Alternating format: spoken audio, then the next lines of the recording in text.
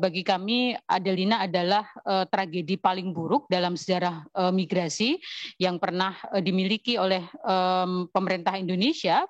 Kita membangun kerjasama sudah cukup lama begitu ya dengan Malaysia, tetapi sekali lagi Malaysia menunjukkan arogansinya di mana Adelina seorang PRT migran yang jelas dianiaya, diperlakukan tidak baik hingga meninggal dunia, tetapi majikannya diputus bebas dan itu sudah bebas murni oleh Mahkamah Persekutuan. Sehingga kami berharap teman-teman Komisi 9 mempertanyakan itu kepada kementerian yang terkait ya, yang merupakan mitra gitu. Yang kedua juga saya kira sangat terkait dengan hasil temuan teman-teman Koalisi Buruh Migran Berdaulat, situasi pekerja migran di di Malaysia Timur, di detensi imigrasi. Migrancare juga melakukan riset sebelumnya, sebelum pandemi tentu saja, 2017-2019, itu juga memperlihatkan situasi yang sangat buruk gitu. Jadi ketika Malaysia melakukan moratorium deportasi reguler sejak tahun 2017 begitu ya, kemudian itu memicu penumpukan atau overcrowding di tahanan imigrasi Malaysia di seluruh Malaysia sebenarnya, tidak hanya di Sabah tetapi juga di Semenanjung gitu, di Kuala Lumpur, di Johor gitu. Dan situasinya sangat tidak layak. Riset kami memperlihatkan mereka memang setiap hari menghadapi penyiksaan secara fisik gitu ya, verbal, kemudian juga dicaci maki, tidur di berdiri bahkan karena tidak cukup tempatnya karena overcrowded, kemudian minum air keran, makan tidak layak yang mengakibatkan mereka sakit dan banyak juga yang meninggal dunia gitu. Jadi saya kira dalam kondisi di mana kita baru memperbaharui MOU kita dengan Malaysia yang beberapa bulan yang lalu, baru 2 bulan ya ditandatangani, tetapi situasi kita dengan Adelina dan kasus imigrasi, saya kira teman-teman Komisi 9 penting untuk mempertanyakan dengan Kementerian Ketenagakerjaan, BP2MI gitu, dan juga perwakilan kita di Malaysia, bagaimana sesungguhnya positioning MOU kita gitu, melihat situasi seperti itu gitu. Mungkin pending gitu ya untuk mengirimkan kembali pekerja migran kita ke sana karena situasinya sangat buruk gitu. Nah, di luar itu semua, memang di Malaysia masih banyak sekali problem. Nanti Suster juga akan sharing tentang kasus-kasus yang di NTT yang menjadi korban trafficking yang selalu dikirim dalam peti jenazah. Romo nanti juga akan menambahkan, Mas Nur Harsono fokus kasus-kasus yang sangat ekstrim. Pak Melki dan Bapak Ibu sekalian yang saya hormati, pasca pandemi, kasus-kasus pekerja migran itu seperti memuncak gitu. Karena tidak diantisipasi sebelumnya oleh pemerintah bahwa meskipun kita melakukan moratorium pada saat pandemi, tetapi kemudian setelah itu secara bertahap kita mengirimkan pekerja migran kembali gitu ya, tetapi tidak dibangun platform perlindungannya. Bagaimana mengantisipasi restriksi di banyak negara tujuan gitu ya, sehingga itu memicu kasus-kasus trafficking yang luar biasa. Kemarin kita mengirimkan juga video di mana teman-teman disiksa begitu ya di Libya, minta tolong disiksa ke sini, mungkin nanti bisa diputar videonya. Kemudian juga kasus-kasus trafficking yang makin banyak karena situasi ekonomi kita tidak menentu pasca pandemi, itu dimanfaatkan juga oleh sindikat gitu ya untuk bekerja makin kuat gitu, sehingga kasus-kasus pekerja migran di luar negeri memang makin komprehensif gitu, sehingga itu juga penting mendapatkan perhatian. Di sisi yang lain, produk legislasi kita Undang-Undang 18 2017 dulu prosesnya juga cukup lama dengan teman-teman Komisi 9, itu tidak lebih dari 50% yang sudah diimplementasikan pemerintah gitu. Zero cost itu kebijakannya sangat populis begitu ya. Kemudian aturan turunannya ada tetapi sama sekali tidak jalan gitu.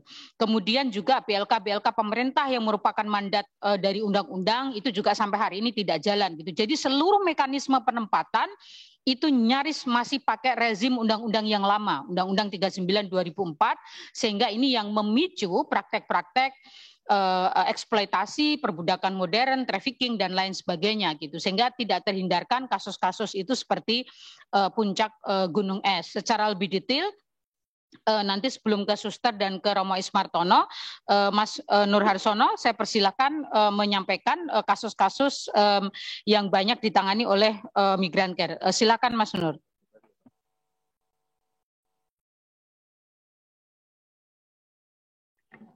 Terima kasih. Assalamualaikum warahmatullahi wabarakatuh. Selamat siang dan salam sejahtera bagi kita semua.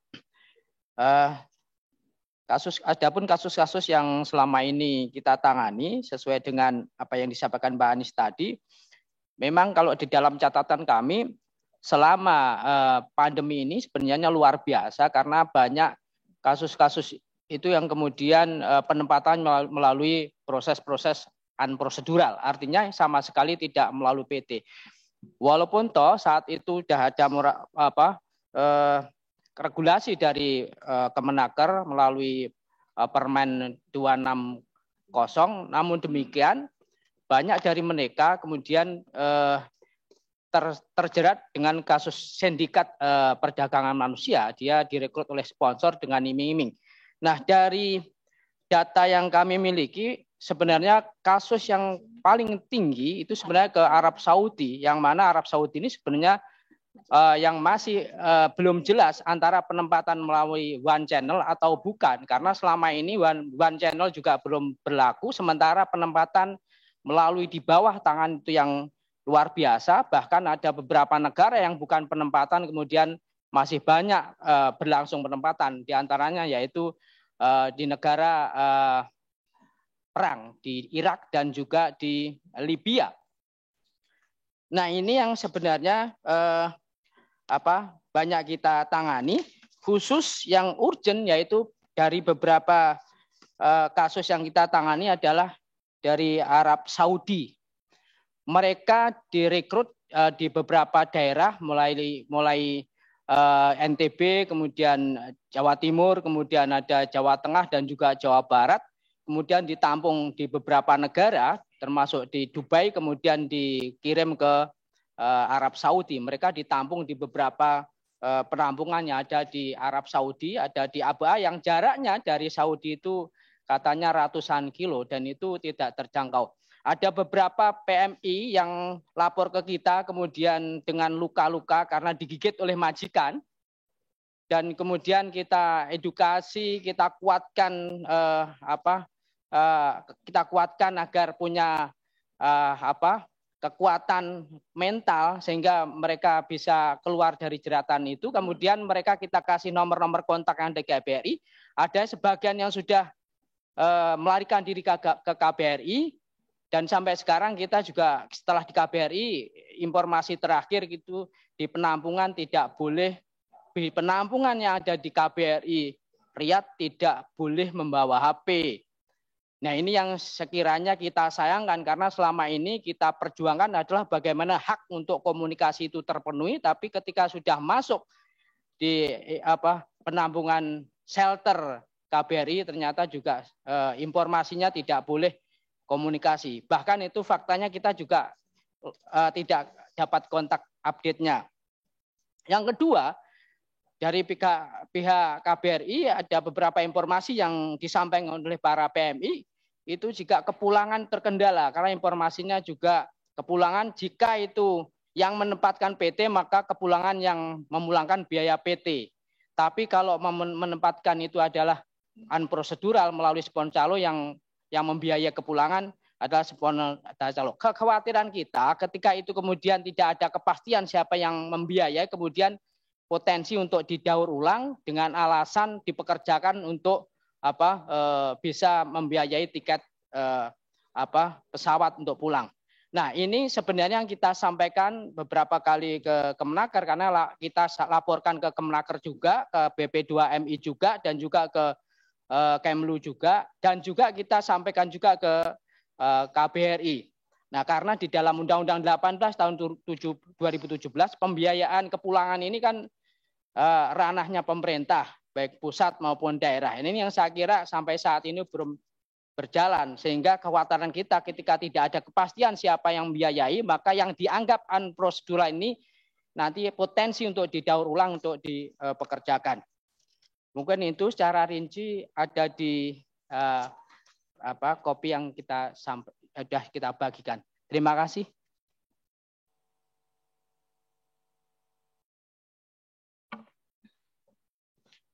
Terima kasih pimpinan.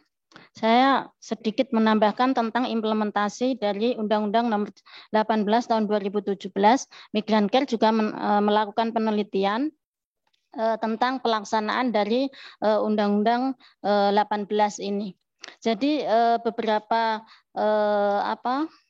yang kami datangi pemerintah daerah gitu masih sosialisasi, kemudian pemahaman tentang undang-undang PPMI ini masih kurang begitu. Informasi yang kami dapatkan adalah sosialisasi masih formalitas dan masih terbatas. Bahkan beberapa pemerintah desa itu belum mengetahui adanya Undang-Undang 18 tahun 2017 tentang pelindungan pekerja migran Indonesia. Kemudian peran pemerintah daerah tentang adanya LTSA itu masih didominasi oleh calo, padahal sebenarnya keinginan dari undang-undang itu adalah pekerja migran Indonesia sendiri yang aktif dalam mengurus dokumen ataupun pendaftaran di LTSA begitu. Tetapi faktanya hingga saat ini calolah yang masih membawa pekerja migran Indonesia ini ke LTSA dan mengurus semua dokumennya di LTSA. Jadi LTSA itu masih sebatas justru LTSA ini malah mempermudah calo-calo dalam pengurusan dokumen karena mereka tidak usah ke beberapa tempat begitu dengan biaya yang juga minim begitu. Kemudian rekrutmen itu juga masih dilakukan oleh calo di desa-desa. Padahal sebenarnya dalam undang-undang itu tidak ada lagi calo di desa begitu. Jadi pekerja migran Indonesia ini yang aktif. Kemudian pemerintah desa lah yang memberikan informasi tentang bagaimana proses migrasi. Kemudian dokumen apa yang diperlukan, biayanya berapa begitu. Tetapi faktanya dari penelitian kami bahwa calon pekerja migran ini masih informasinya masih dari calo dan biaya itu pun masih potongan gaji seperti halnya Undang-Undang 39 tahun 2004. Mungkin itu. Baik, kalau ada tambahan lagi yang lain. Dari Suster, setelah itu dari Romo. Baik, silakan. Baik, selamat siang semuanya. Salam sejahtera. Saya dari Koalisi Pekerja Migran Nusa Tenggara Timur, yang dalam hal ini saya sebagai koordinator pelayanan kargo Bandara El Tari Kupang. Banyak berita-berita tentang pemulangan jenazah maupun pekerja migran yang kurang beruntung. Saya dan beberapa teman di lapangan memberikan pelayanan kepada mereka, baik pekerja migran yang meninggal maupun pekerja migran yang hidup. Dan untuk pada pagi hari ini, harapan kami yang pertama adalah mungkin dari Bapak bisa mengevaluasi dan memastikan tim Satgas TPPO yang berada di setiap provinsi, khususnya Nusa Tenggara Timur, karena saya kira banyak yang tidak berjalan, mohon evaluasinya. Kemudian ratusan jenazah yang dipulangkan, kami mohon agar ada bangunan khusus di kargo jenazah El Tari Kupang, jadi ada kargo jenazah ya, seperti di bandara di sini mungkin ya. Jadi karena kami kadang-kadang melihat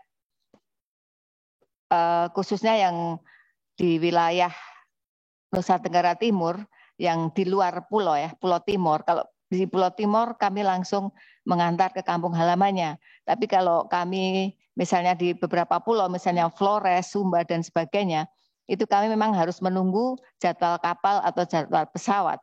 Untuk saat ini memang jadwal pesawat dan saat ini juga kadang-kadang situasi alam yang tidak menentu kadang-kadang juga lama disemayamkan di rumah sakit umum Kupang, namun kadang-kadang ya ini juga soal biaya juga. Kemudian mohon juga diperhatikan untuk alokasi penanganan pemulangan jenazah di masing-masing provinsi, pemulangan jenazah maupun pemulangan korban yang hidup, yang terutama yang tidak beruntung ya. Kemudian bagi jenazah non prosedural yang tidak memiliki majikan di negara penempatan, yang bersangkutan kadang-kadang ini juga dari pemerintah tidak mau bertanggung jawab. Ini yang kadang-kadang pernah saya mendampingi kasus yang waktu itu memang dijelaskan, memang dari Kemenlu bilang kalau tidak resmi itu tidak akan difasilitasi apapun.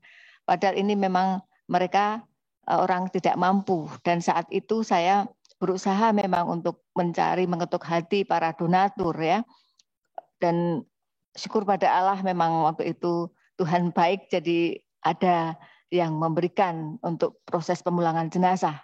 Yang ini seharusnya tugas pemerintah. Saya hanya membantu dengan teman-teman di Kargo. Kemudian harapan ini semoga nanti bisa dibicarakan dalam komisi ini, dan mungkin ada tambahan dari teman yang lain. Terima kasih.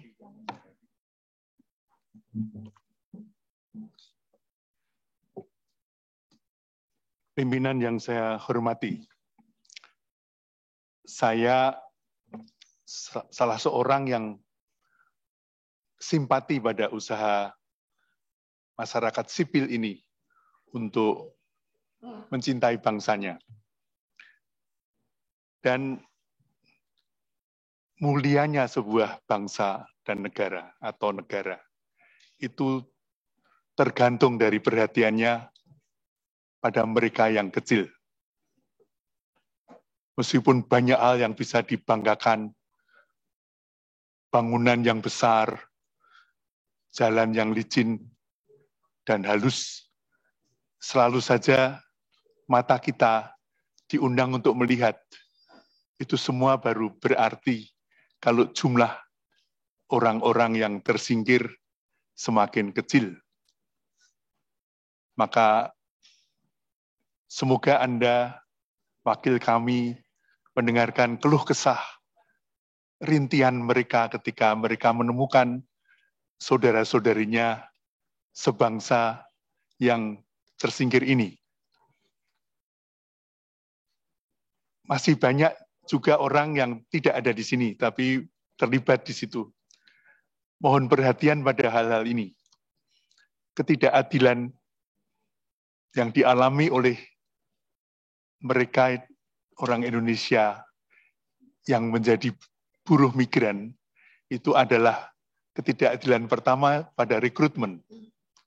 Di situ ada umur yang belum mencukupi, dijadikan seolah-olah sudah cukup untuk mendapatkan paspor.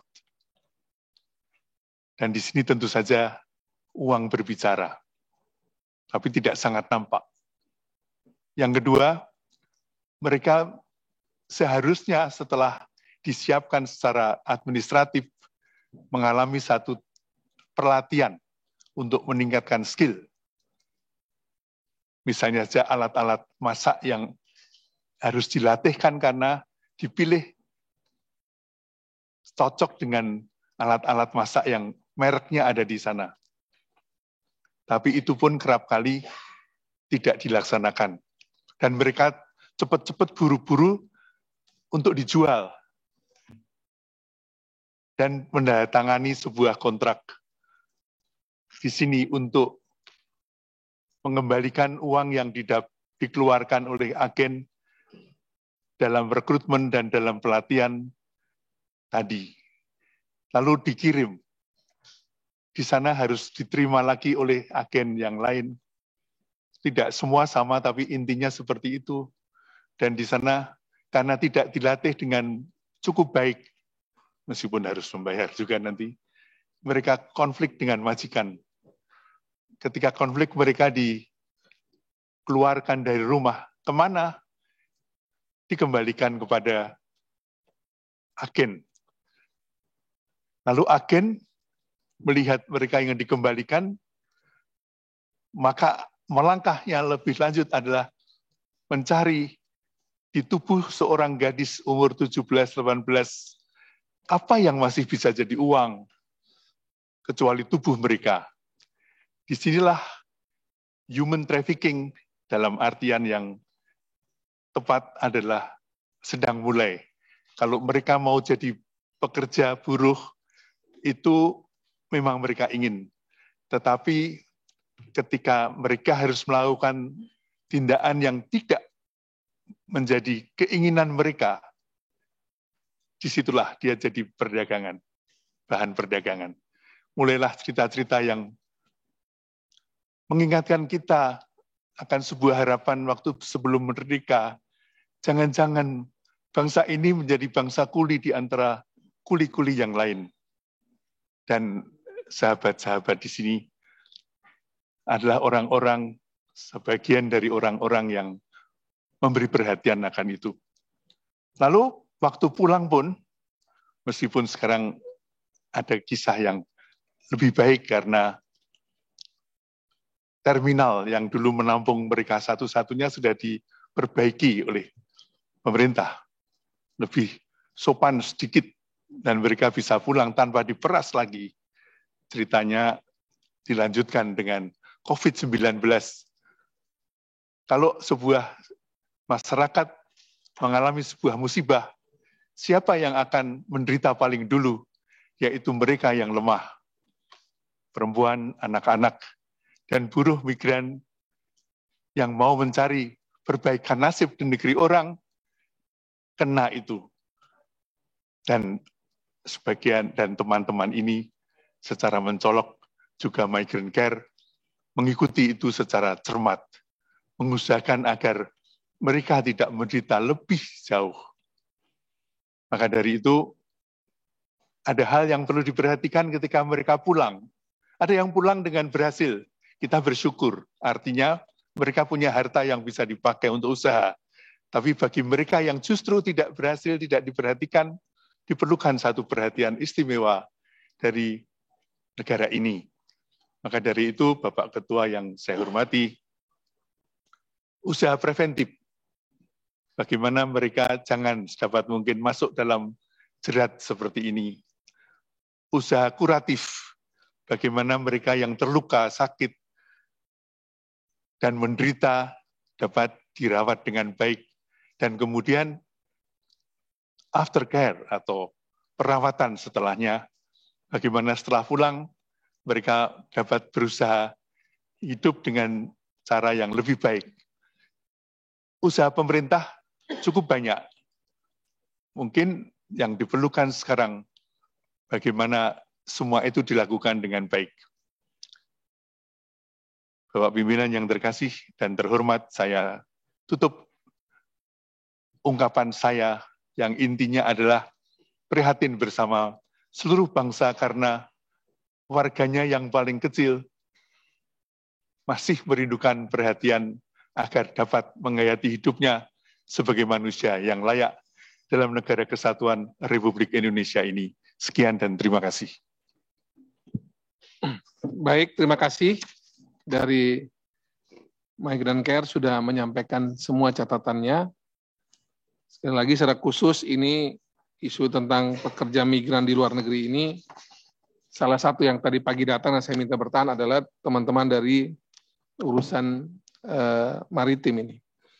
Nah, sebelum kita adakan dialog dari Komisi 9, kami ingin Kapten Duyono atau yang mewakili dari IKPPN ini untuk menyampaikan juga bagaimana kondisi pekerja migran kita di luar negeri yang di sektor kemaritiman ini. Yang juga kami sering mengalami masalah juga di sini. Jadi mumpung pas ada Migrant Care kita ingin mendengarkan bersama. Silakan, Pak. Terima kasih pimpinan. Assalamualaikum warahmatullahi wabarakatuh. Salam sejahtera untuk kita semua. Tentu kami perlu memperkenalkan bahwa kami dari Ikatan Korps Wira Pelayaran Niaga terhadap mitra kami dari Migrant Care. Dan terima kasih sudah kami dilibatkan di dalam undangan yang sebenarnya tidak diagendakan terhadap pimpinan, dan mohon maaf terhadap kelompok Migrant Care. Bukan kami nyelonong, tapi kami diminta ditahan sama pimpinan. Tanggapan yang ada, catatan yang kami lihat mengenai tadi dimunculkan statistik matriks mengenai kasus-kasus yang tertinggi ditipu kasusnya. Kemudian itu mendekati angka ke-16 skalanya, nggak tahu 16 itu mewakili apa. Kemudian yang kedua kapal kecil, dan ini yang menarik untuk kami. Itu menyentuh angka skala 9 di dalam statistik. Yang kami fokus adalah kepada kapal kecil. Dan judul dari audiensi tadi di dalam presentasi adalah ada kata-kata undocumented, tidak memiliki dokumen. Mungkin kami tegaskan bahwa tadi sudah kami jelaskan rezim kapal perang, kapal niaga, dan kapal negara. Kami kapal niaga. Dan kami sudah semuanya terdokumentasi standar oleh IMO. Kemudian di rezim kapal niaga itu ada 3 pelaut, jenis pelaut. Pelaut murni lulusan dari STCW, dari IMO. Kemudian ada pelaut yang tidak lahir dari STCW, dari konvensi, yaitu pelaut wisata. Banyak mereka yang bekerja di kapal-kapal cruiser di daerah Amerika Tengah sana. Kemudian ada kapal-kapal nelayan. Kapal-kapal nelayan ini juga tercakup di dalam konvensi IMO, Code F. Tapi kami tidak tahu mereka ini, karena memang bukan ranah kami, karena mereka itu di bawah KKP. Kami tidak tahu apa standar mereka. Tapi kami wajib memiliki dokumen. Wajib untuk bisa bekerja di dunia internasional diakui dengan yang namanya status COR. Itu adalah Certificate of Recognition. Saya punya ijazah, saya bisa bekerja di Amerika, saya bisa bekerja di Eropa. Selama negara sudah punya understanding MOU dengan COR, ijazah saya diakui. Dan pelindungan-pelindungan itu juga melekat karena sudah tepat ininya, dokumen-dokumennya.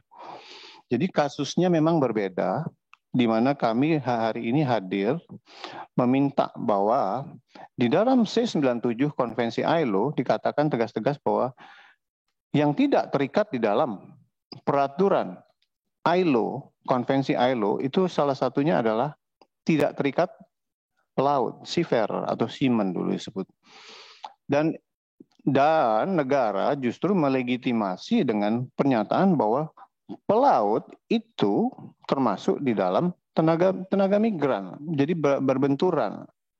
Kemudian di dalam presentasi yang tidak kami paparkan tadi, tapi ada kami lampirkan, ada kerugian-kerugian yang bisa terjadi karena benturan-benturan tersebut, yaitu menyangkut dokumen-dokumen kami yang sudah baku seolah-olah dianggap tidak baku. Karena mereka melahirkan peraturan dengan dokumen-dokumen baru. Nah, itu yang tumpang tindih tadi. Tidak selaras dengan apa yang sudah terjadi.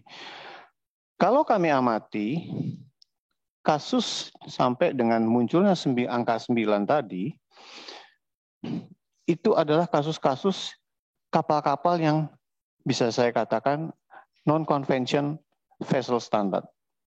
Kapal-kapal yang di luar standar konvensi, dokumen-dokumennya termasuk. Apalagi sudah dinyatakan itu undocumented. Pasti mereka tidak punya yang namanya dasar, walaupun mereka kerja di kapal, tapi pasti mereka tidak punya buku pelaut. Yang sudah punya dokumen saja, itu masih ada riak-riak masalah, tapi sejauh ini bisa ditangani oleh Perhubungan Laut, dalam hal ini Pak DJPL. Nah, itu yang kami sebagai warga negara, sebagai pelaku profesi pelaut, itu meminta ketegasan dari negara saja.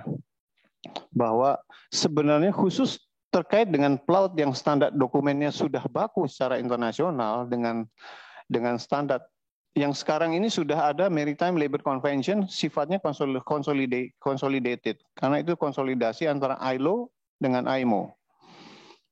Dan situ sudah lengkap yang namanya hak-hak dan kewajiban pelaut, hak-hak dan kewajiban dari pemberi kerja kepada pelaut. Semuanya sudah tertuang dan itu sudah dinyatakan oleh negara didelegasikan yang memiliki mandat sebagai administration atau pemangku kebijakan itu adalah perhubungan laut, bukan Kemenaker. Nah, di sini pelaut dalam posisi ambigu, di mana sebenarnya induk kami sebagai perlindungan salah satunya.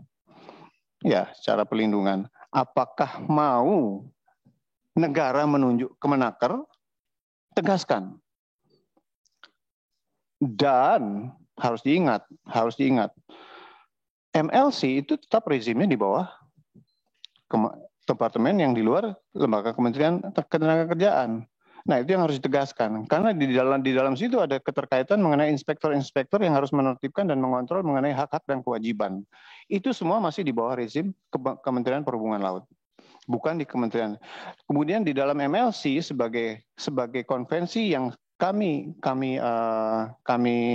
jadikan acuan sampai sekarang ke luar negeri, ke tenaga internasional sebagai pekerja pelaut, ada yang namanya SEA, Seafarers Employment Agreement, di luar ketenagakerjaan dan di luar ILO. Apakah mereka paham? Lagi-lagi semua harus memulai dari nol. Start from square one untuk Kemenaker, untuk mempelajarinya. Sementara kinerja pengiriman pelaut ini kan tidak bisa dihentikan dalam masa transisi. Nah, itu yang kami khawatirkan. Jadi kami tetap merasa nyaman kalau biarkan saja penguatan khusus untuk tenaga pelaut ini di bawah kementerian yang sudah berlanjut, yaitu Kementerian Perhubungan khusus untuk pelaut saja. Jadi isu mengenai kasus-kasus tenaga migran itu harus dipilah-pilah.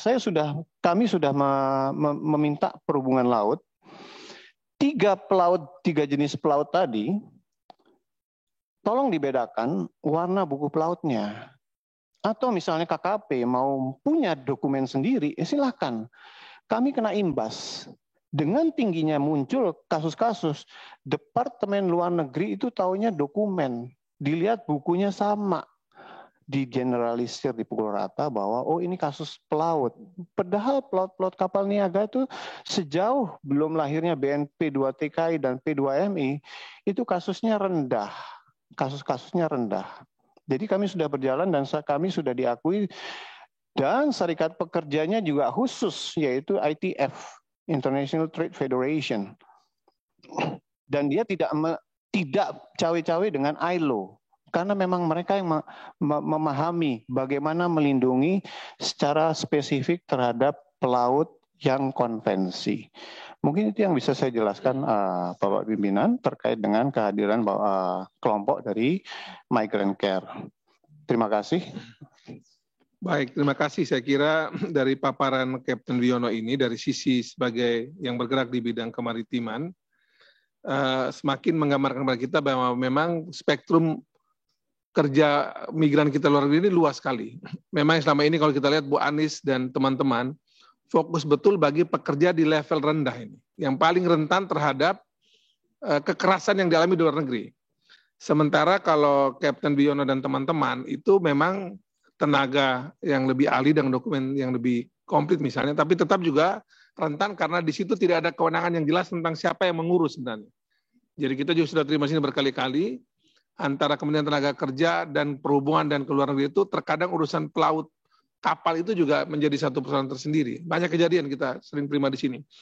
Nah, Bapak Ibu sekalian, teman-teman pimpinan anggota DPR dari Komisi 9, dari dua paparan ini, dari Bu Anis Hidayah dan teman-teman dari Migrant Care dan juga dari Kapten Wiono ini, kita mendapatkan gambaran memang bahwa pekerja di luar negeri yang kita harus lindungi ini spektrumnya luas ya.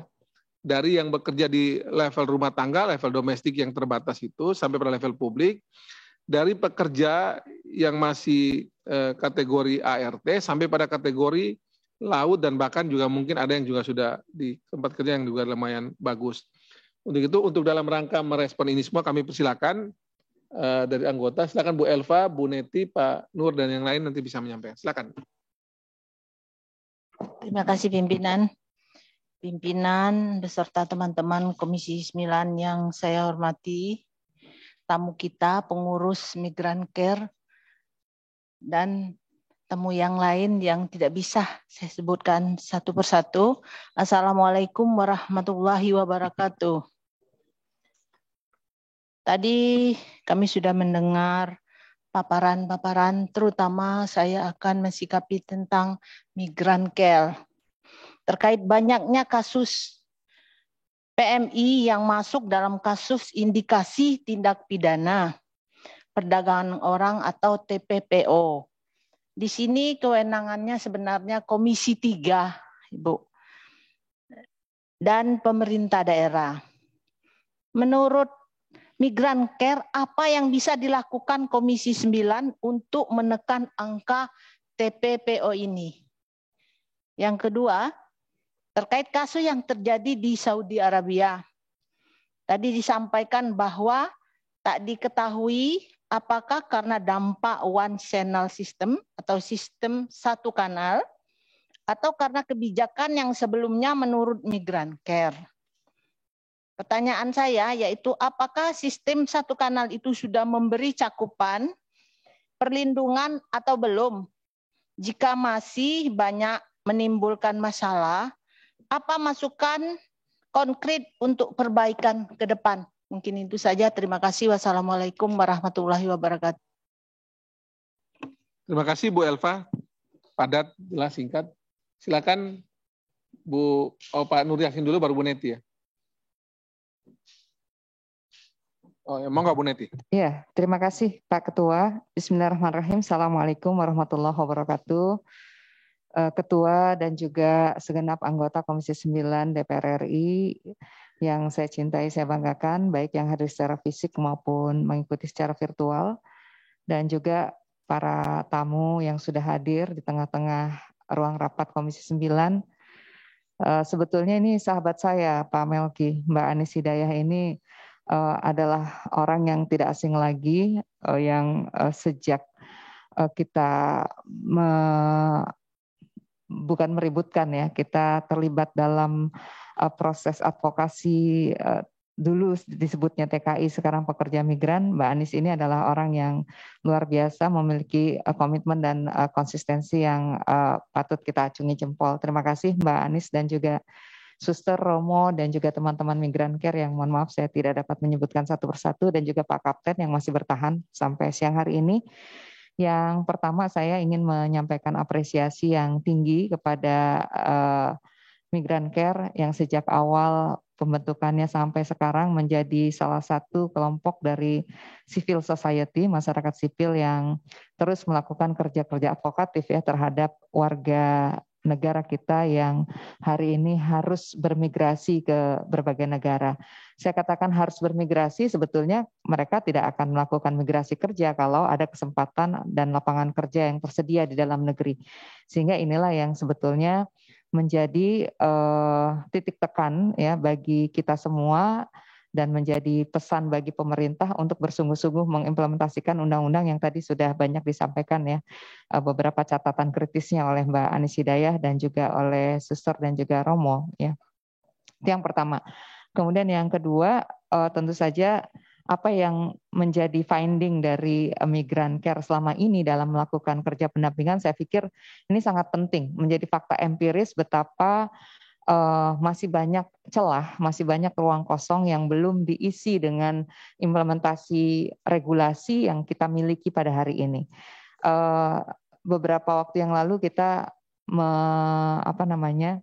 menemukan beberapa catatan ya dari kepergian kita ke berbagai daerah dan juga ke luar negeri, Mbak Anis ya, dan Pak Kapten juga saya sampaikan bahwa ternyata persoalan warga negara di luar negeri ini sangat beragam, mulai dari ketiadaan atas ketenagakerjaan yang membuat pembinaan yang dilakukan oleh negara di negara-negara penempatan itu tidak berjalan secara baik begitu. Kemudian yang kedua, skema pemberangkatannya juga yang masih harus terus dikawal ya.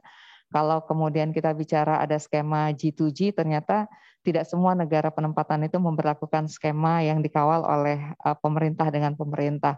Nah, oleh karena itu saya kok rasanya memerlukan betul ya catatan kritis dari teman-teman Migran Care, karena hari ini sebetulnya kita punya Kementerian Ketenagakerjaan termasuk juga BP2MI yang tupoksinya memang kemudian mengawal ya aspek pelindungan ya ketika warga negara bermigrasi kerja seperti itu.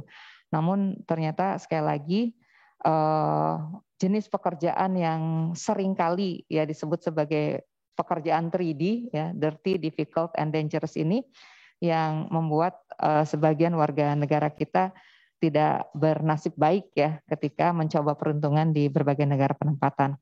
Dan yang ketiga, saya juga berterima kasih ada beberapa kajian yang sudah dilakukan oleh Migran Care. Saya pikir tentunya masih banyak ini temuan-temuan di lapangan yang perlu disampaikan Mbak Anis menurut saya.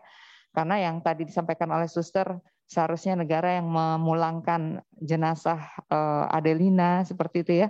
Ternyata ini juga dilakukan oleh komunitas yang lain begitu. Ketika ada warga negara yang harus pulang dari berbagai negara penempatan, jawaban BP2MI sama bahwa anggaran sangat terbatas, anggaran kami sudah habis untuk memulangkan PMI yang bermasalah seperti itu. Sehingga Mbak Anis jika boleh dilengkapi selain tadi yang ditanyakan oleh Bu Elva, apa yang harus dilakukan ya oleh pemerintah, kalau pemerintah berarti pemerintah pusat maupun pemerintah daerah, karena kok nampaknya Pak Ketua ketika kita bicara tentang ketenagakerjaan memang masih ada dualisme yang harus terus diperbaiki ya, dualisme yang harus diperbaiki ya antara kementerian dengan lembaga yang terkait. Kemudian yang kedua harus ada awareness yang tinggi dari pemerintah daerah, karena sejatinya rekrutmen itu adanya di daerah begitu, sehingga ketika hari itu direkrut oleh P3MI, ya saya harus katakan hari itu pula sebenarnya negara kehilangan warganya ya. Kenapa? Karena ada pemalsuan identitas, pemalsuan surat izin orang tua, pemalsuan surat keterangan kepala desa dan sebagainya seperti itu. Dan belum lagi ketika kita bicara pelindungan di negara tempat mereka bekerja, ini juga hal yang tidak mudah seperti itu. Jadi sekali lagi terima kasih Mbak Anis, kami sangat terbuka untuk catatan, masukan, dan mudah-mudahan juga kita bisa menyampaikan, bukan mudah-mudahan memang harus disampaikan kepada mitra kami yaitu Kemenaker dan juga BP2MI seperti itu. Terima kasih Pak Ketua atas kesempatan yang diberikan. Assalamualaikum warahmatullahi wabarakatuh. Waalaikumsalam, terima kasih. Berikutnya Pak Nur, nanti Bu Nadlifa ya. Terima kasih pimpinan. Bismillahirrahmanirrahim. Assalamualaikum warahmatullahi wabarakatuh. Selamat siang.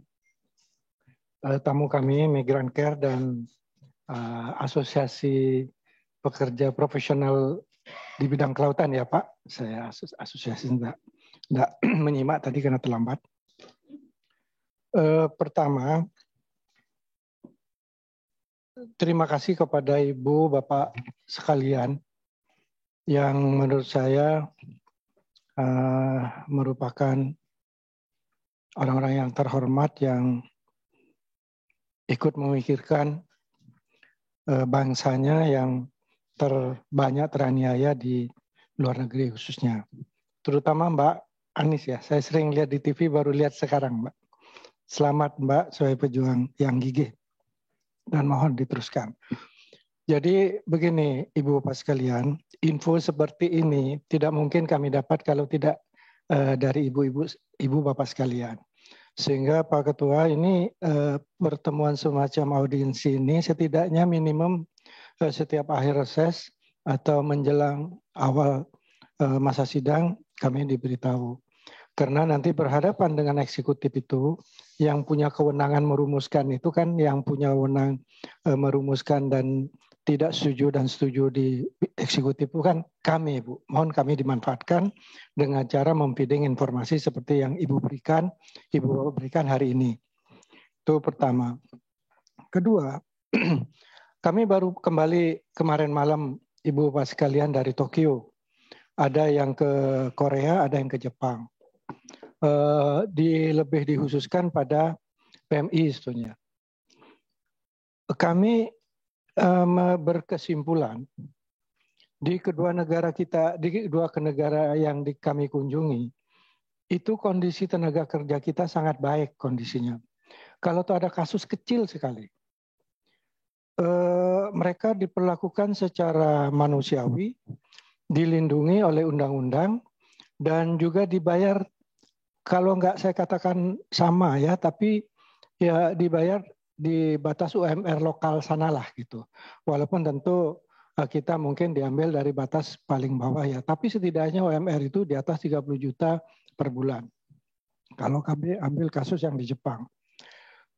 Jadi kami tidak menemukan masalah dalam artian penyiksaan-penyiksaan dan perbuatan yang tidak manusiawi. Sehingga saya buka juga beberapa catatan. Yang bermasalah itu di negara-negara yang tidak punya aturan atau undang-undang melindungi tenaga kerja asing. Itu yang masalahnya besar. Jadi Mbak Anis nanti juga sama-sama mari dengan kita juga memperjuangkan kalau perlu stoplah pengiriman tenaga kerja kepada negara-negara yang tidak punya aturan melindungi para pendatang atau tenaga kerja asing. Ya seperti Malaysia lah, jadi udah tahu lah, udah bertahun-tahun kita tidak pernah selesai. Bahkan mungkin karena secara ekonomi kita sudah mau menyalip, mungkin masih belum ya, sudah mau mengimbangi mereka, sepertinya mereka nggak rela, sehingga ya buat aja masalah dan tenaga kerja kita kan, karena tenaga kerja kita yang di sana yang paling lemah untuk untuk digara-garain kan, kira-kira gitu. Nah ini tentu tergantung kepada kami di legislatif dan para pejuang seperti Bapak Ibu yang ada di ruangan ini. Jadi kita sama-sama untuk konteks yang ini. Ya, yang lain tentang tenaga kerja yang di bidang profesional kelautan tadi, kalau presentasi Bapak tentu tidak terlalu masalah, karena masalahnya hanya pada kementerian yang, masalah utamanya pada kementerian yang harus membawahi Bapak Ibu sekalian di situ. Tapi yang pekerja bawah Pak di kelautan ini kan menyedihkan juga, kasus kemarin yang dengan Cina yang mohon maaf sampai mayatnya dibuang di tengah laut ini. Ini juga Pak Ketua, saya belum mendapatkan info tentang itu di bawah siapa, apa di bawah tenaga kerja, apa di bawah Kemenaker atau di bawah Kementerian Kelautan. Nah ini juga yang harus kita gali Pak Ketua, dan kami juga mohon di-feeding informasi untuk nanti saat RDP dan raker dengan para eksekutif. Jadi sekali lagi mohon kami di-feeding informasi dengan berita-berita yang teraktual Pak. Karena kalau kita ungkap kasus nyata yang ada, eksekutif pun tidak bisa berbuat, tidak bisa mengelak kan gitu. Ini kasus yang terjadi. Saya pikir sementara itu aja, Ketua. Terima kasih sekali lagi kedatangan Ibu Pak sekalian sangat saya hormati. Semoga kami tetap mendapatkan informasi-informasi yang tidak mungkin kami dapatkan jika kami cari sendiri karena keterbatasan waktu dan banyaknya tugas di sini. Sekian, terima kasih. Assalamualaikum warahmatullahi wabarakatuh. Waalaikumsalam, terima kasih Pak Nur Yasin. Berikutnya Ibu Nadlifah. Ini mantan orang lama di Kemenaker, nih, pasti banyak cerita. Silakan Bu Nadlifah. Assalamualaikum warahmatullahi wabarakatuh. Pimpinan, teman-teman anggota Komisi 9 yang hadir baik secara fisik maupun virtual yang saya hormati, Mbak Anis Hidayat, kita banyak sekali ketemu di banyak isu ya Mbak ya. Beserta para tamu undangan yang saya hormati, kalau kita bicara soal PMI ini saya rasa kayak benang kusut. sekusut-kusutnya. Kita mau coba urai dari ujung sini, di sini makin bundel, di sini makin bundel. Saya sama Mbak Anies ini sudah lama sekali bergerak di urusan PMI dan lain-lainnya. Sudah speechless lah kira-kira begitu. Tapi prinsipnya begini, terkait dengan kondisi permasalahan yang terjadi pasca pandemi, sesungguhnya pada saat awal pandemi, ketika kami Komisi 9 rapat dengan BP2MI, Pak Beni, teman-teman Komisi 9 dan saya juga mewanti-wanti Pak Beni, mumpung sedang pandemi, mumpung pada saat para PMI ini dipulangkan, tolong perbaharui tata kelola perlindungan. Sehingga begitu selesai pandemi, PMI kita kembali ke sana sudah mengikuti aturan yang sudah dibuat. Kalau kemarin mungkin mereka punya kesulitan, oh yang sudah di sana, terlanjur di sana, susah untuk diurus dan sebagainya. Nah, pada saat PMI ini pada pulang, maka diatur regulasinya sehingga pada saat berangkat kembali, tatanan itu sudah tertata dengan baik. Izin Pak Ketua, saya rasa kita perlu ketemu dengan Pak Beni kembali. Kita perlu nagih janji yang sudah diiyakan oleh Pak Beni dan itu juga masuk dalam kesimpulan rapat. Tata kelola apa yang sudah dilakukan untuk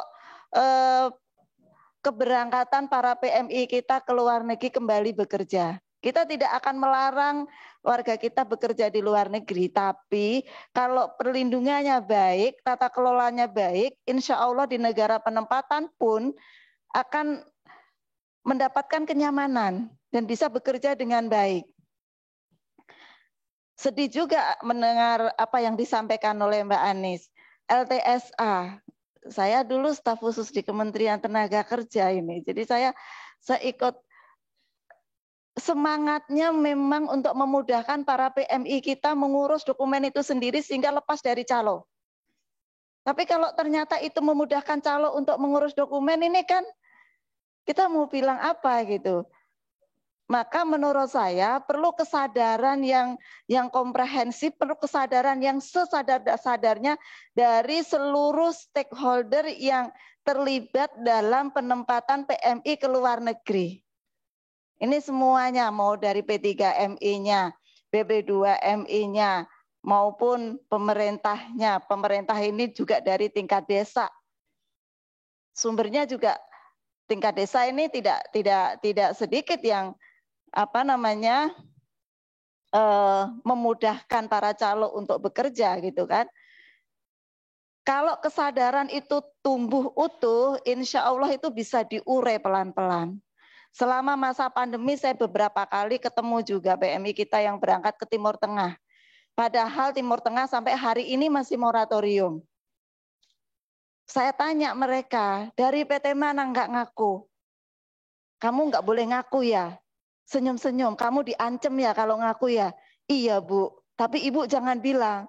Orang dia aja nggak ngaku, saya mau bilang bagaimana? Kan nggak, saya pasti nggak dapat dong. Tapi paling tidak inilah fenomena gitu. Inilah yang terjadi. Sadar betul bahwa masyarakat kita butuh bekerja. Kalau di negara kita tidak mendapatkan pekerjaan yang sesuai dengan yang diinginkan, paling tidak mereka bekerja ke luar negeri bisa lebih baik. Dan ini juga kita menurut saya perlu memberikan sosialisasi juga kepada masyarakat bagaimana bekerja ke luar negeri dengan baik dan benar.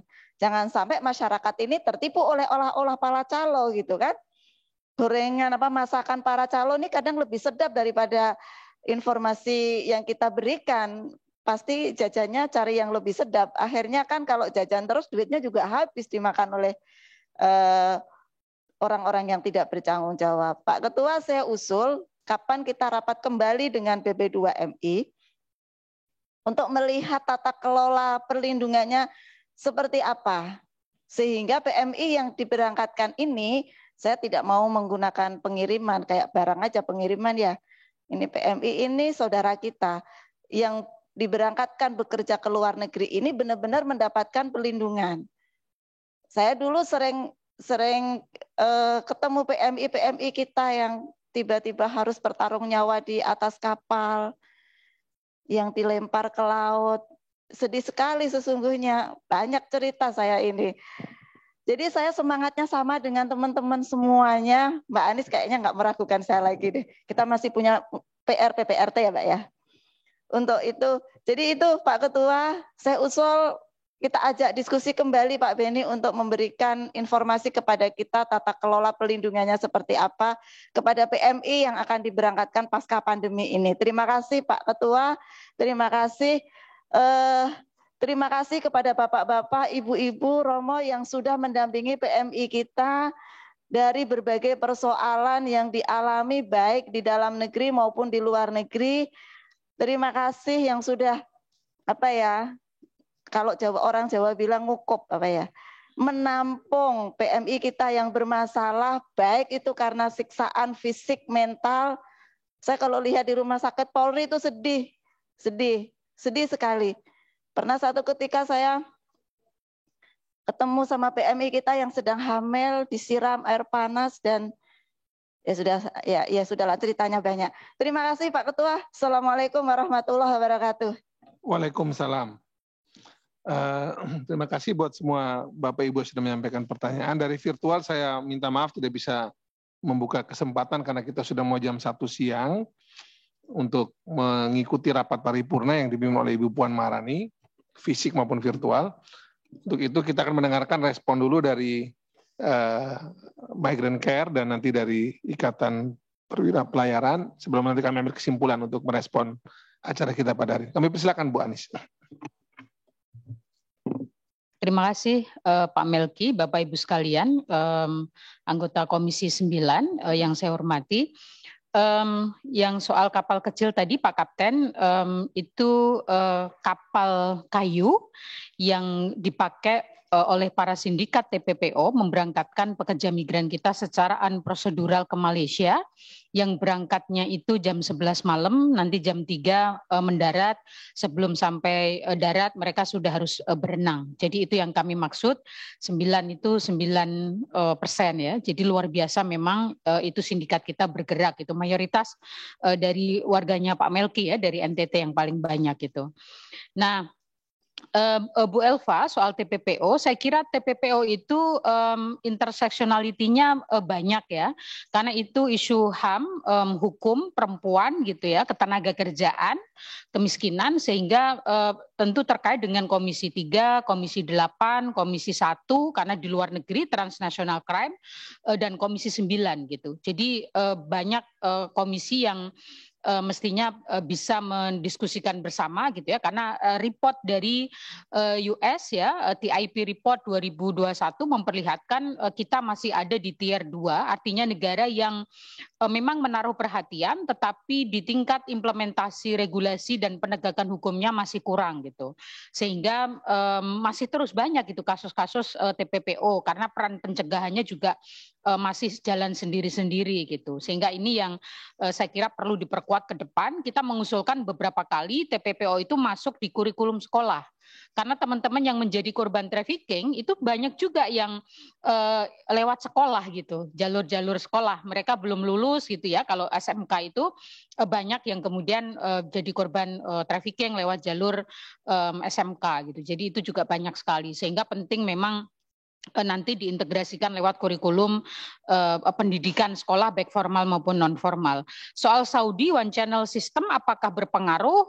Tentu one channel system itu kan kemudian menjadi monopoli begitu ya, sehingga itu mengakibatkan munculnya banyak sekali undocumented migrant workers gitu. Orang dari manapun gitu ya. Dulu kalau Migrant Care melakukan riset, itu alamatnya satu Bu kalau mau berangkat ke Saudi gitu. Jadi Desa Tegalega, Kecamatan Tegalega, Kabupaten Sukabumi. Warganya itu cuman 6.000, tetapi risetnya Migrant Care dulu menghasilkan ada 46.000 yang berangkat dari Desa Tegalega itu gitu. Itu kalau modus TPPO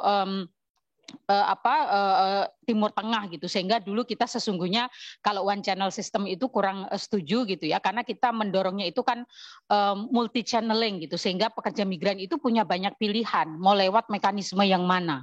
Seperti studi itu beasiswanya juga banyak, jalurnya juga banyak, orang mau keluar negeri mestinya bekerja juga begitu, channelingnya banyak, ada G2G, ada P2P, ada G2P misalnya gitu, sehingga mana yang paling bagus itu pasti nanti yang akan dipilih gitu.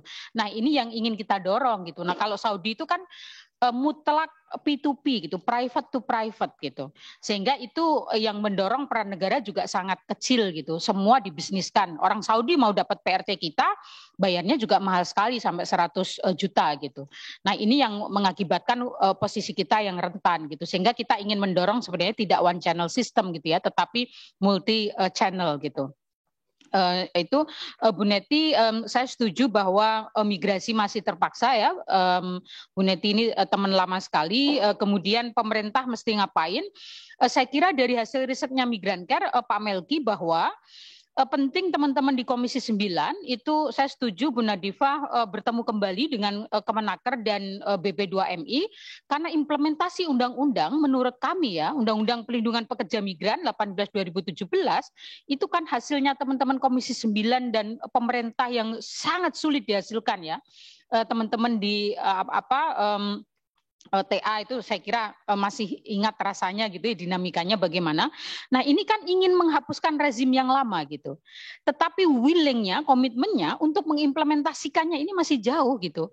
Tadi Mbak Siti mengatakan LTSA itu lembaga layanan untuk calo. Riset kita itu memperlihatkan 3% layanan LTSA untuk pekerja migran, 97%-nya untuk calo. Artinya layanannya ini masih calo gitu. Makin mempermudah calo.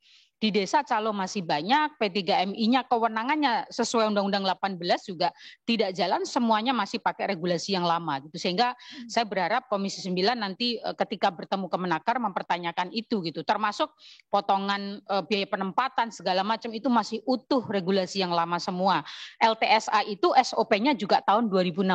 Padahal 2017 kita sudah punya undang-undang baru gitu. Itu sudah kami sampaikan ke Kemenaker juga hasil temuan kami. Kemudian soal Pak Nur Hasim yang penempatan Korea Jepang memang mungkin persoalannya lebih sedikit Pak, tetapi sebenarnya tetap ada masalah ya, seperti Jepang itu kan mekanismenya trainee ya, mereka bekerja full tetapi kategorinya mereka trainee, tetap ada masalah meskipun mekanismenya jauh lebih baik karena itu adalah G2G dan saya setuju soal negara yang tidak punya regulasi mestinya tidak ditempatkan karena undang-undangnya mestinya bunyinya begitu gitu, tetapi kita saja yang sampai hari ini menempatkan ke 179 negara, tetapi MOU kita baru ke 13 negara gitu. Jadi kita sendiri sebenarnya yang tidak punya komitmen untuk mentaati undang-undang. Kemudian Bu Nadifa bahwa ya tentu kami setuju gitu ya, ini benang kusut. Tetapi mestinya pasca kita punya undang-undang Bu, benangnya sudah terurai gitu. Tapi problemnya kita ini 4 tahun, masuk tahun kelima kita punya undang-undang, benangnya masih kusut. Ini yang salah yang mana gitu? Disalahnya di mana? PP-nya saja baru terbit yang kemarin ABK bulan lalu gitu. Artinya pemerintah lambat sekali mengimplementasikan undang-undang ini gitu. Sehingga dampaknya masih kusut terus gitu. Termasuk mengantisipasi pandemi itu saya kira tidak berjalan baik ya karena makin menumpuk kasus-kasus pada masa pandemi gitu. Jadi secara umum begitu Mas Nur, Mbak Siti, Suster Romo silahkan memberikan pendalaman. Sudah. Pak Nur? Terima kasih. Selain daripada yang disampaikan Mbak Anies, Bapak Dewan yang terhormat dan Ibu, bahwa sebenarnya penempatan sekarang ini agak ribet, maksudnya super ribet sebenarnya, bukan super ribet. Pertama, kalau kita kaji dari jumlah P3MI yang dicabut itu kan 100 P3MI lebih yang sudah dicabut siupnya. Nah ini kalau kita bertanya kepada korban-korban yang direkrut, yang lapor ke kita bahwa mereka bisa ke Saudi Arabia itu ini direkrut oleh sponsor calo dan tidak menutup kemungkinan mereka adalah orang yang punya relasi lama dengan para agen-agen yang di luar negeri. Sehingga walaupun sudah tidak menjadi staf P3MI karena sudah dicabut siupnya, maka potensi berelasi terus sampai sekarang itu masih ada. Dan kalau misalkan nanti akan ada rapat dengan Pak Beni Ramdhani, saya kira penting untuk dipertanyakan. Saya kira punya data karena setiap kasus-kasus yang dilaporkan ke kami, misalkan di penampungan, itu kemudian kita laporkan ke Pak Beni, kemudian juga digerebek sama timnya Pak Beni, itu kita juga nggak tahu, katanya selesai di tahap pemulangan. Nah pertanyaannya pelakunya gimana, kan seperti itu. Karena kalau pelakunya itu tidak diapa-apain, tentunya itu juga akan menjadi masalah juga, karena bisa direkrut lagi, bisa merekrut lagi, dapat uang lagi. Karena agen yang di sana itu yang tadi sampaikan Mbak Anies, itu hampir 100 juta untuk mendapatkan 1 PMI dari sini. Itu dibagi-bagi ke sponsor sekian. Kalau kita tanya korbannya itu kadang ada yang dikasih 2 juta, ada yang dikasih 3 juta, itu ke ibunya sekian, ke bapaknya sekian, sehingga terkait dengan sulitnya ekonomi pada masa pandemi itu mau nggak mau diterima akhirnya. Nah sampai di sana kemudian dieksploitasi, bahasa kita adalah diperbudak karena di sana praktis pekerjaannya hampir 24 jam. Nah untuk itu saya kira saya menekankan apa yang disampaikan Mbak Anies penting direkomendasikan oleh Komisi 9 agar pemerintah itu secara tegas memperbanyak skema G2G, terutama adalah mereka yang di sektor-sektor rentan termasuk PRT. Nah ini yang sejak dulu kita sampaikan, yang G2G itu sebaiknya di semua sektor termasuk yang paling rentan adalah PRT. Dan itu yang dulu dienggani oleh pemerintah. Sehingga yang di G2G itu hanya Korea, Jepang, hanya 2 itu ya.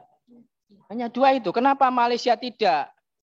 Kenapa Saudi tidak? Bahkan One Channel ini tadi dimonopoli, bahkan banyak P3MI yang ngeluh karena tidak masuk di dalam mekanisme rekrutmen One Channel, sehingga kecewa sama naker. Itu juga kita dengarkan semua. Maka penting saya kira ini karena di undang-undangnya jelas G2G, G2P, P2P, maka G2G lah saya kira yang harus diperbanyak termasuk yang PRT itu. Mungkin itu tambahan dari saya. Terima kasih. Terima kasih. Yang terhormat pimpinan dan anggota. Tadi saya mendengar bahwa baru pulang dari Jepang ya, Pak. Memang di banyak negara sedang dicari jalan yang lebih baik untuk bagaimana mengurus orang-orang yang bermigrasi ini. Karena Bapak menyebut Jepang ya, Pak. Yang mereka sedang perjuangkan masyarakat sipil ini adalah barang yang nampak yang memang penting tapi tidak sangat mendesak. Kalau orang mayat dipulangkan, suster mengurus, itu barang yang mendesak dan penting. Tapi apa Pak, pendidikan. Mereka baru mengusahakan agar anak-anak migran ini bisa sekolah. Ini sesuatu yang memang tidak mendesak tapi penting nanti masa depannya. Sejauh kami alami, itu sesuatu ide yang baik. Dan tidak hanya berpikir tentang masa kini, tapi masa depan. Semoga studi ke negeri lain itu akan juga mempengaruhi cara kita. Dan saya percaya itu begitu. Dan kemudian juga memperhatikan anak-anak yang ibunya menjadi migran. Ya. Ini kelompok pertama adalah anak itu dititipkan pada mbahnya. Ya. Jadi mbah yang harusnya sudah boleh layah-layah gitu kalau orang Jawa bilang ya. Sekarang harus mengulangi mendidik anak lagi. Atau diurus oleh pasangannya, bapaknya biasanya. Dan itu tentu membutuhkan perhatian khusus. Tapi saya tentu tidak usul detail. Tapi bahwa arah itulah. Bangsa kita juga kecuali membutuhkan tambahnya perhatian bagi yang sedang menderita secara langsung juga keturunannya supaya terima kasih untuk sharing pergi ke Jepang tadi Pak ya. Semoga memang berpengaruh. Tapi yang ini pendidikan nih. Terima kasih.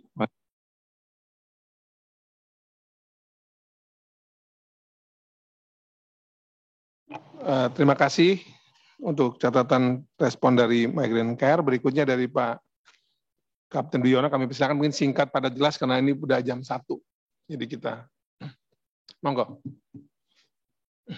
Baik, terima kasih pimpinan. Yang muda-muda masih mendelegasikan kepada yang sepuh, jadi saya yang akan mewakili mereka.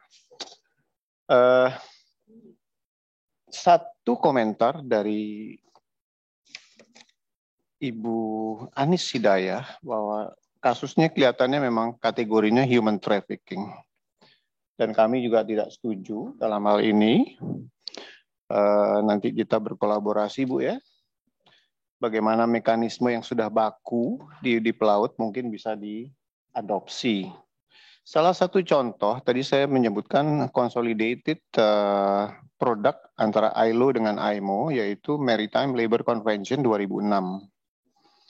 Itu adalah bentuk perlindungan internasional terhadap pelaut, di mana setiap kapal dan perusahaan kapal itu wajib comply atau taat kepada yang namanya MLC 2006. Mereka harus punya yang namanya Document of Compliance terhadap Maritime Labour Convention. Dan itu dikontrol oleh yang namanya Port Authority setiap kapal masuk. Jadi kemungkinan yang namanya human trafficking itu tidak terjadi di pelaut karena semua dikontrol dengan baik. Kalau ada terjadi sesuatu, walaupun mereka punya document of compliance terhadap MLC, tapi ada temuan oleh inspektor Maritime Labour Convention, kapal bisa didetain atau ditahan. Dan ini yang sangat mereka takuti. Reputasi perusahaan jatuh. Jadi itu salah satu yang kami jelaskan mengapa kami negara harus hadir untuk menegaskan. Ini Maritime Labour Convention sudah dimandatkan kepada Kementerian Perhubungan CQ DJPL. Kami sarankan lanjutkan saja, pertegas dan perkental bahwa khusus untuk pekerja-pekerja pelaut dikeluarkan dari klausul tenaga migran karena mengamati dari masalah-masalah tadi yang disinggung oleh juga Ibu Nadifa, kayak benang kusut, sampai sekarang belum selesai, mau menambah benang kusut mengurus mengenai pelaut. Jadi lebih baik, alangkah indahnya negara itu berbagi beban saja. Khusus untuk pelaut keluarkan saja bahwa mereka bukan tenaga migran, dan departemen yang melahirkan kami, lembaga kementerian yang melahirkan kami, yang mengurus kami. Karena mereka sudah tahu, kalau kita bicara yang saya bicara mengenai Document of Compliance Maritime Labour Convention, naker tidak paham. Tapi serta-merta kalau saya bicara dengan induk kami, mereka nyambung. Itu yang mungkin kami catat salah satunya. Kemudian apa yang harus dilakukan pemerintah? Tadi Ibu Neti menyinggung. Lagi-lagi, khusus untuk kami, pisahkan saja pelaut dari Kemenaker. Berbagilah beban kepada Kementerian Perhubungan dan dikontrol oleh tentunya DPR. Bagaimana mekanisme dan bagaimana ketaatan mereka terhadap peraturan-peraturan yang sudah dibakukan. Saya perlu meluruskan mengenai rekrutmen terjadi di daerah, pernyataan Ibu Neti. Itu tidak benar. Khusus untuk pelaut tidak. Ya. Justru rekrutmen terjadi di daerah-daerah, bukan di daerah-daerah, di kota-kota besar. Itu terpusat Jakarta, Ujung Pandang, Surabaya, Semarang. Khusus untuk pelaut. Itu konsentrasinya di situ. Pimpinan, tadi Ibu Nur mengatakan negara-negara tidak punya aturan-aturan perlindungan tenaga asing. Ya, mumpung Bapak sedang bicara tentang perekrutan pelaut. Dapil saya Tegal Brebes, Pak. Di sana perekrutan luar biasa. Nah, konstituen saya juga banyak sekali yang menjadi korban. Saya tidak tahu ini penanganannya di mana. Mau di kelautan nggak apa-apa, yang penting beres. Bagi kami yang penting beres aja, gitu. Betul, Bu. Saya setuju dengan Bu Nadifa. Tapi tadi sudah saya singgung bahwa angka tertinggi tentu terjadi di kapal-kapal yang bukan kapal-kapal konvensi. Dan kami terimbas bahwa Departemen Luar Negeri hanya memahami dokumennya bahwa itu dokumen buku pelaut. Jadi kami terimbas dipukul rata seolah-olah kapal-kapal niaga juga kasusnya tinggi, padahal itu kapal ikan. Dan kami sudah tadi saya singgung juga memberikan masukan kepada Departemen Perhubungan Laut, tolong dokumen pelautnya dibedakan warna saja. Bahwa kapal ikan mungkin warnanya merah, kapal-kapal wisata mungkin warnanya kuning, sementara yang sudah ada ya hijau seperti paspor, biarkan itu untuk kapal-kapal niaga. Jadi pada saat ada kasus di luar negeri, otomatis Departemen Luar Negeri sudah paham, oh ini kasusnya bukan kapal niaga. Sama, Kementerian Ketenagakerjaan pun paham, oh ini kasusnya bukan kapal niaga. Mungkin itu ya saya pertegas Ibu Nadifa ya. Terima kasih atas komentarnya. Bisa dipersingkat Pak Kapten. Baik, terima kasih. Dikatakan negara tidak punya aturan-aturan perlindungan tenaga asing. Justru di dalam IMO itu sudah berlaku universal. Semua negara yang bagian dari anggota IMO, member IMO, itu harus taat kepada konvensi-konvensinya. Jadi klausul atau pernyataan negara-negara yang tidak punya aturan-aturan perlindungan tenaga asing itu bisa tereliminasi, ya. Itu tidak terjadi dengan kapal-kapal ikan. Karena kapal-kapal ikan itu tidak sering bersandar ke pelabuhan.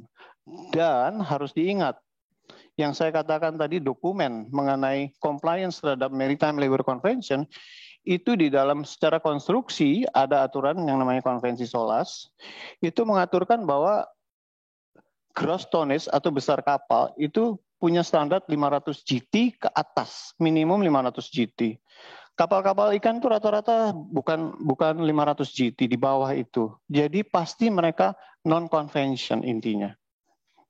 Perlindungannya juga perlu digagas dan perlu dibicarakan serius oleh negara bahwa itu beda dengan kami. Itu penegasan mengenai pernyataan tidak punya aturan perlindungan tenaga asing. Mungkin salah satu Ibu Nadifa mengatakan prosedur baku pemerintah dan disosialisasikan. Saya sangat setuju, Bu. Tahun 2013 saya jadi salah satu sekjen di asosiasi SIMA namanya, Consortium of Indonesian Mining Agent. Sudah saya buatkan alur yang baku sebagai proaktif saja. Cuma sayangnya tidak pernah dipelajari. Jadi alur baku itu yang menghindari mulai dari persiapan, selama perekrutan, proses pengiriman, proses bekerja, mau turun itu bagaimana dan siapa-siapa yang terlibat, ada matriksnya di situ. Kemudian pada saat dia pulang, siapa yang harus menyambut, siapa yang harus diinformasikan, itu semua terintegrasi. Kalau memang dibutuhkan bisa saya presentasikan nanti di lain waktu. Mungkin itu saja pimpinan yang bisa kami sampaikan. Terima kasih. Kurang lebihnya kami mohon maaf. Baik, terima kasih atas tanggapan dari Bapak Ibu sekalian, baik dari mitra kita Migrant Care dan dari Asosiasi Perwira Pelayaran Niaga dan juga dari teman-teman pimpinan anggota Komisi 9. Yang pasti catatan tadi terkait dengan urusan ke Kemenaker, ke BP2MI dan juga tentu terkait dengan kondisi lapangan ya, nanti akan kita follow up lebih lanjut dengan para pihak terkait lain, juga terkait juga nanti dengan urusan di kemaritiman Pak ya, jadi ini yang lebih spesifik dan ini sudah berkali-kali dibahas di komisi ini juga Pak, tentang korelasi hubungan dan distribusi kewenangan dan juga tugas tanggung jawab ya, itu juga masih belum jalan untuk di kemaritiman. Nanti saya kira juga tolong nanti Migrant Care dan dari Pak Bambang ini perlu komunikasi. Saya kira ini ada beberapa titik sambungnya ya, yang perlu juga saling memperkuat. Kalau memang dari data ini banyak juga itu melalui jalur laut, siapa tahu melalui Pak Bambang ini, siapa tahu ya, itu juga bisa ada komunikasi lebih cepat Pak. Kalau memang Anda kata ada teman-teman juga yang bisa diminta untuk menjadi bagian dari Migrant Care untuk membantu apabila ada yang cari cerita Bu Anies tuh.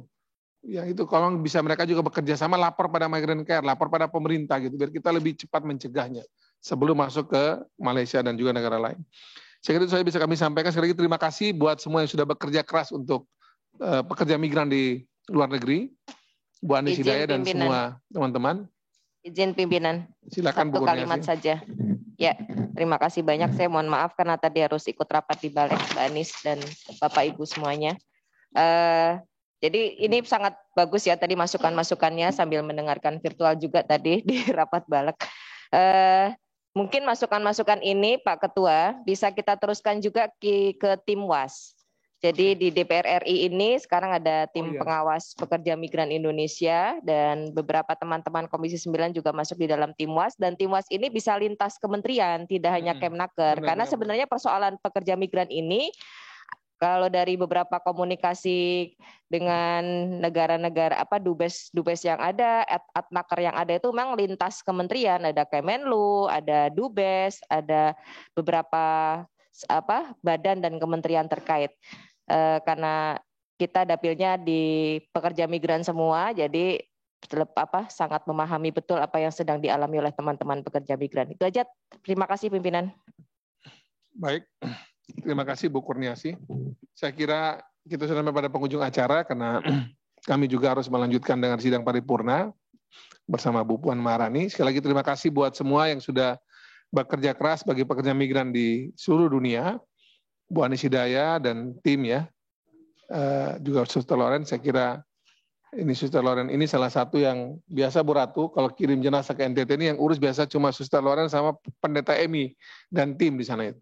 Kita suka ngurus jenazah di sana. Terima kasih banyak juga buat Pak Kapten dan semua tim. Ini bagus banget, saya lihat tim mudah-mudahan hadir, jadi besok kalau bisa jangan lagi Kapten yang bicara di sini, distribusinya nanti mungkin di pertemuan berikutnya kita atur kemudian. Terima kasih, kita tutup dengan doa. Kami persilakan kita semua untuk berdoa menurut keyakinan kita masing-masing agar pembicaraan kita ini bermakna dan bisa kita teruskan ke depan. Berdoa, dipersilakan.